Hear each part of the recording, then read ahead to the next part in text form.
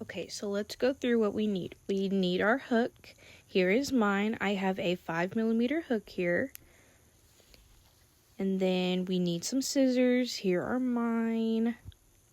With our yarn, I have the Red Heart Super Saver. It is in the color pink. And then right here on this label is where you would see what millimeter hook you need. So with your yarn, you're going to want to have it pull out of the middle here. That is the easiest way for me personally to use the yarn.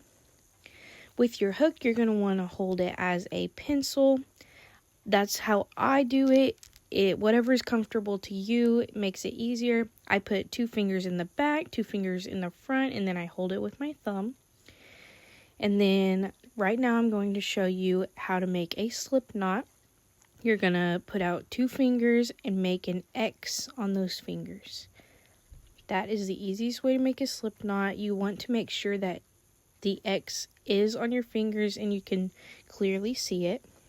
With your hook, you're going to go under that loop, and then you're going to pull through the second loop. This is going to make the knot.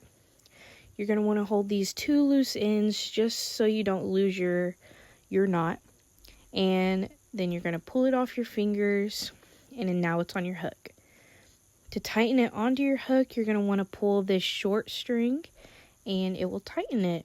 And now we have a slip knot on our hook. You can see the knot there. And then how to hold your yarn. I always hold the short end of the yarn with my fingers, and then with the long end I hold it in my pinky and then wrap it around the back of my hand. You're always going to want to hold your yarn. And now how to loop our yarn. You're going to want to go from the back to the front. I will show you again. You will go from the back to the front, and you'll want to hold it, and then pulling through, you will pull that loop through your second loop, and now you have made a chain. I will show you again.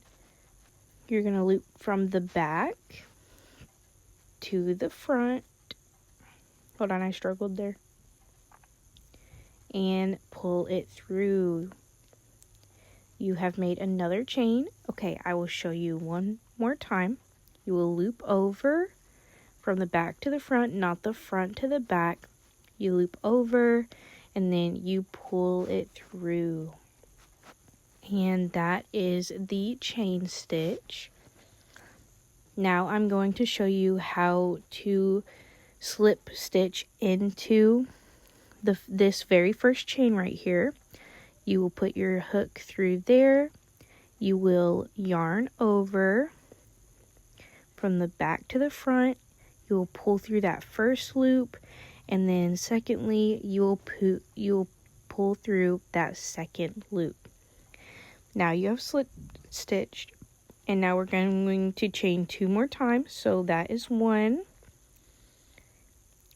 and then that is 2.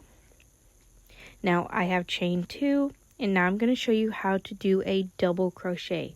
You're going to loop over and go into this first chain here.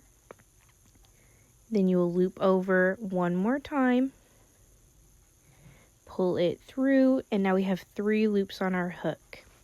You're going to loop over 1 more time. It's going to make 4 loops on our hook, and you will pull through 2 of them. We have 2 loops left, and we will pull through those last 2. Now we have made a double crochet, and for the magic circle, you're going to do 8 more of these. So here I have done 8 more. 1, 2, 3, 4, 5, 6, 7, 8, and 9. The chain 2 at the beginning does count as a double crochet. Now what you're wanting to do is you're going to pull that short string. It's going to tighten up the circle, and then now we're going to slip stitch into this first chain right here. You're going to put your hook through that, and then you're going to yarn over, remember, from the back to the front, and we're going to pull it through once and then pull it through again. You're going to want to pull it just to tighten that stitch. And now you have made a magic circle. I'm going to show you how to tie it off So don't worry about the loose stitch right here. But we have made a magic circle. Look at how beautiful. Great job. Okay, how to do the tie off. We are going to first cut our long string.